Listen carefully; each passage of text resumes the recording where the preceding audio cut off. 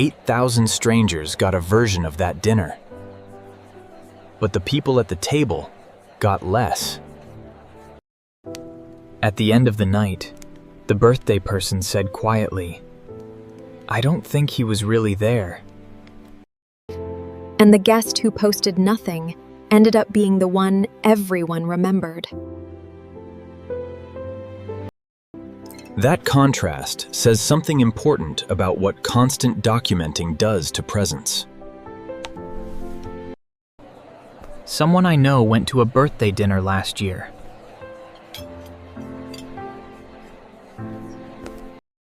It was simple, small, and planned weeks in advance.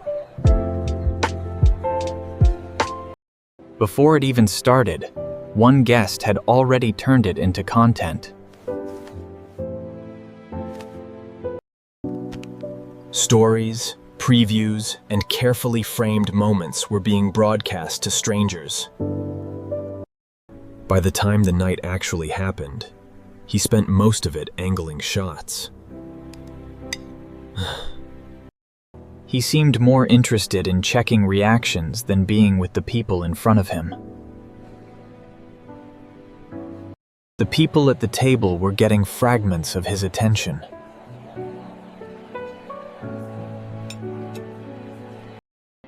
But another guest never reached for a phone at all. He talked to everyone.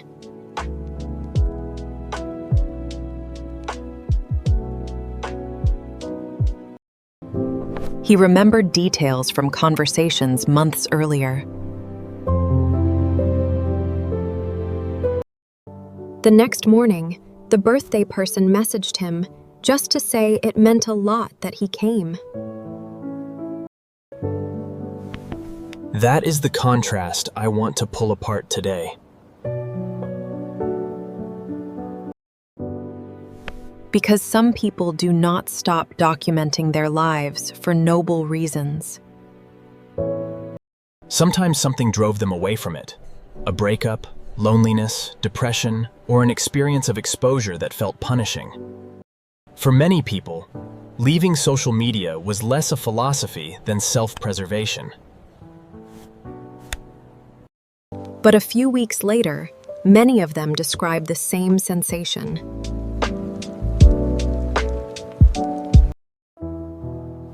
Something quiets down.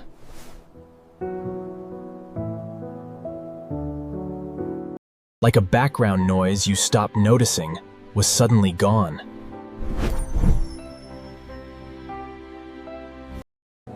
And when you ask what they miss, many of them pause for a long time.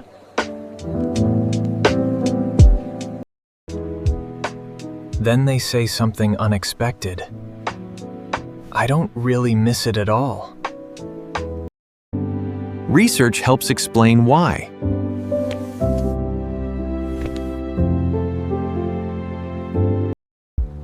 Studies suggest that when people anticipate sharing an experience, they enjoy it less in the moment.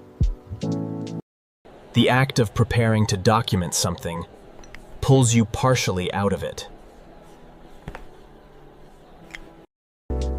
You are living the moment and packaging it for an audience at the same time. That split can make the memory shallower and the emotional attachment weaker.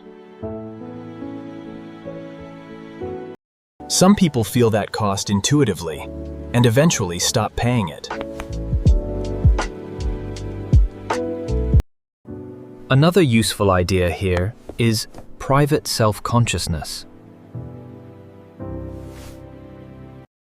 That means attention turned inward, toward your own thoughts and feelings, rather than toward how you appear.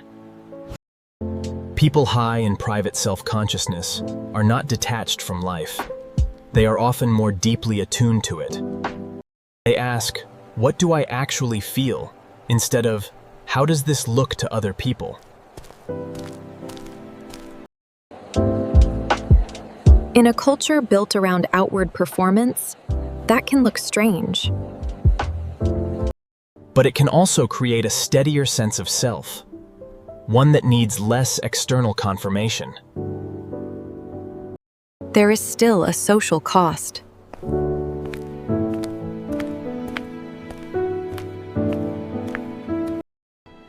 Without a feed, some low-effort connections fade, and a few friendships quietly dissolve. What often remains, though, are the people willing to reach for you directly. And maybe that is the deeper point. A life does not become meaningful because it was displayed. It becomes meaningful because it was actually lived. If this resonated, share it with someone who has been quietly choosing presence over performance. And if you want more psychology like this, stay with Simply Human Psychology for more stories about the hidden patterns shaping how we live.